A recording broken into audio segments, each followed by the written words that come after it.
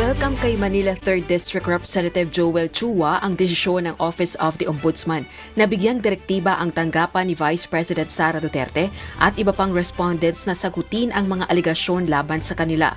Kaugnay ito ng umano'y irregularidad sa paggamit ng confidential funds ng Office of the Vice President at Department of Education o DepEd nang ito pa ang kalihim ng kagawaran.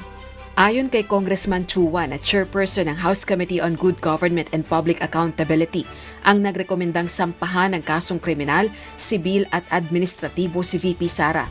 Malinaw ang mensahe ng agarang aksyon ng Ombudsman. Nakakita ito ng ebidensya para makapagsagawa ng pangunang investigasyon dahil sa committee report. Gayunman para sa kongresista, hindi karaniwan ang ginawang hakbang ng Ombudsman matapos laktawan ng fact-finding phase. Wala pang isang linggo buhat ng bigyan ng House Committee report ang Ombudsman, naglabas na ito agad ng sabinas para sa mga respondent. Cause for concern naman para kay mamamayang Liberal Party List Representative-elect Leila de Lima ang timing ng order ng Ombudsman. Ayon sa dating senadora, out of character umano ang mabilisang aksyon ni Ombudsman Samuel Martires, lalo na't malapit na anya itong magretiro.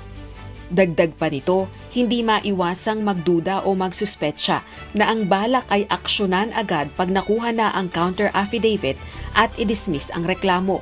Posible anyang magkaroon ito ng epekto sa impeachment case kung magkataon.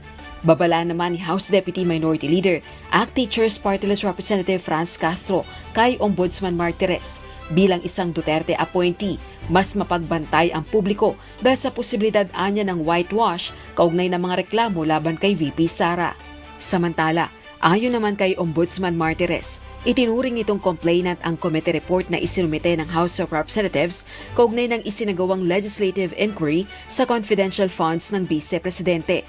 Dagdag pa nito, itutuloy ang investigasyon at bibigyan nito ang Kamara ng sapat na panahon para ihain ang kanilang sagot oras na makatanggap ng kopya ng counter affidavit ni VP Sara at iba pang respondents. Rosa Licods, UNTV News and Rescue. Diyos ang aming sandigan, serbisyo publiko ang aming pinahahalagahan.